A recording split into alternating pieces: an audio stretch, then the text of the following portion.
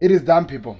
It is done. It is done. It is done. Liverpool get their first away win of the season with a big team. I can't wait. I want to go listen to Expression's video and his thoughts on the game.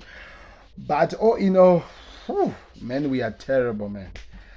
We are really, really, really terrible. So we're gonna get into the video, people, and talk about what the game was, and talk about what Liverpool needs to do, if there's any seriousness of doing something meaningful as the next part of the season comes after the World Cup. Let's get into the video. So hello guys, welcome back to another video. This is the Football Connect. I'm your host Sam. We are back again with another one, and it ended Tottenham Hotspurs 1, Liverpool 2, and it was 2 Mohamed Salah goals thanks to Eric Dyer and Darwin Nunes. Yes, people, I mean it. Eric Dyer and Darwin Nunes, they were with the 2 assists. They were with the 2 assists of the game, and that's what made the difference of the game. Tottenham Hotspurs did come back in the second half. Like we know, they have now kind of like crowned themselves as the second half team. The last team that did that was Manchester United under Ole Gunnar Solskjaer, if you remember so well, that the way the second half teams, and they were really, really doing so well. And I think Tottenham Hotspurs have now crowned themselves that award, and we really did see it that they are a danger when it comes to the second half of the game. They were causing problems. The threats, the attacks, the confusion that they were causing Liverpool to make in the game was everything that Klopp we really knew it was going to come, but we didn't really expect it. I know Tottenham Hotspurs are going to try to run away with the injuries and all, but all in all, to be honest, Liverpool were not that good at all, and any stable team would have beaten that Liverpool squad. To be honest, when you look at how the game went on, but I think the difference for us this game, unlike any other, was the Konate. I need to talk about Konate. You know, people don't give respect to players who really perform so well. And I think today in this game, Konate came in. He was doing the dirty work. I actually thought he was injured when that tackle happened in the 18 era with the Hurricane. But the kid still came back, and he was the guy. He was the person who was all over. Virgil van Dijk actually needed Konate next to him for him to actually perform. He didn't really do that much, but thanks to Konate, he was able to survive some of the attacks, some of the pressure that we were dealing with, because we were really under some intense pressure. We were really under some intense pressures, and we really did survive this game. And Alisson and Konate were the best of the team, were the best of the game, and without them, I don't think we'd be here. Also, the other shout out that I need to do was to Darwin Nunes. I know people make it a thing that they always comes after this kid because they're trying to rate him under the Haaland. I know the world make it a habit to come after this kid, tell us how good he is not and how much he is not.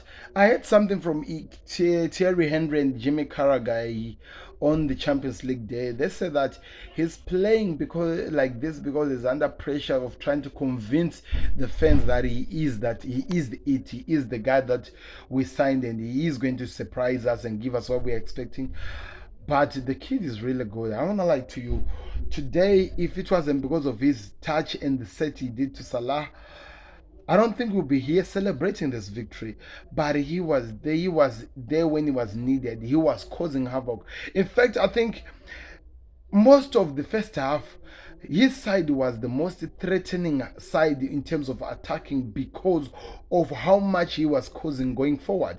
I think at this moment he has discovered that as moment as he's still looking for his shooting shoes to actually finish up the chances and be clinical, he's gonna be doing what he does best, which is winning the balls, setting up for the strikers who have the confidence to win in the Premier League, while he builds up that repetition to be the guy who can contribute. And I don't wanna lie to you, I'm really proud of how he has turned this bad name that people have been giving him, and now he is, if he's not scoring in a game, he is producing something in goal contribution, and that's what matters for a person. We need a striker who assists and who scores, and he's doing that. And I'm for a change, I'm really, not really for a change, I'm really, really proud of that, because it shows exactly to what level, to what extent of the level we are going as a team, and also how much we are doing so much, because we really need to step up, and I'm really, really, really extremely, really proud of what he's doing for us. And I don't know. I want to hear your thoughts in the comment section, because people are gonna say whatever they want to say. Tottenham Hotspurs were good about the formation. People, how do you play a 3-5-1-1 formation? I've never seen that before. Even in the games we played, I don't think that formation is there. Maybe in FIFA, but I've never seen it. Even the Liverpool formation, I even asked the questions to people. We were playing 4-1-2-1-2. That is my first time seeing that. I think maybe it is there, that type of formation, but that is my first time seeing that type of a formation in the Liverpool squad, which are in trouble defensively. Did they really think that Fabinho can do the amount of work which was needed to be done in the midfield to produce something? Because one thing that people have to understand, having Thiago Alcantara and Harvey Elliott, that just eliminates the defense in the game. There will be some scary defense, because Thiago is very good at that. But in terms of really, really stability, in terms of defensive in the midfield part, it was only Fabinho, and he was really, really exposed. We actually started seeing at least some better stability at defense when Henderson came in, but that was already another phase of the game, because Tottenham was coming from left, east, west, and they were attacking all by all. So it was hard to actually see the stability that I'm talking about. That, but we already in another phase, and we were in trouble. I don't know. I really don't know how much we need to do to improve. I really don't know how much we need to do to actually find it, but I think we need at least one defensive mid, and I think we need at least one defender.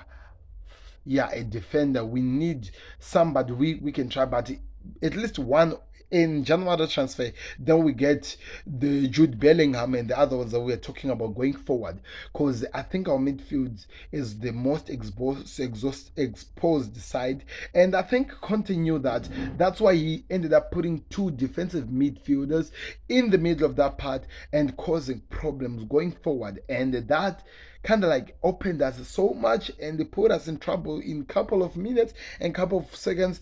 And I think we can improve better to that, but at this moment they still need to find the best of Liverpool. Tottenham Hotspurs, they were playing a defensive game. We expected that. We knew that was going to happen, especially knowing that they're not very good in the first half. They only plays as a second half team. They needed to do that. That's why they waited to put Kulusevski in the last 30 minutes of the game, because they knew that in attack he was going to cause a lot of problems. But one thing that Liverpool did defensively, which was, I think people might not have really noticed this, but which was very important, was to stop Tottenham from attacking from below.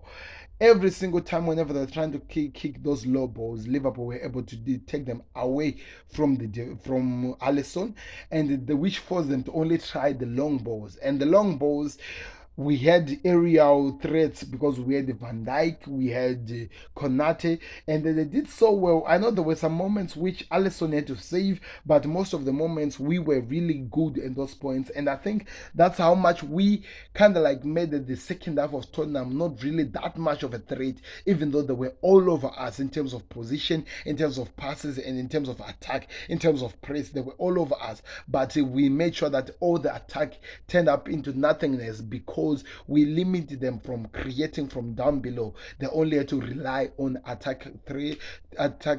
The only time when they were able to create a down below chance was the Kulusevski chance, which turned out to be a goal by Kane and Liverpool and Gomez. I think that's when Henderson came in, and I remember Trent Alexander-Arnold was told to do something.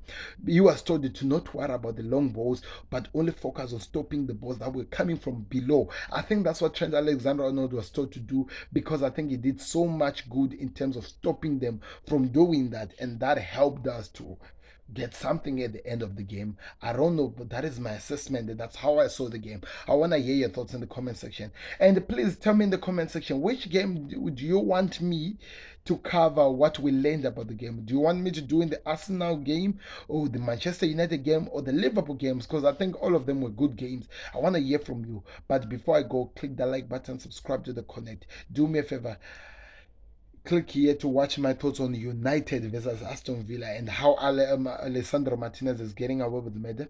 Click here for my thoughts or on the playlist of the big match preview and reviews. But all in all, thank you very much for watching, people.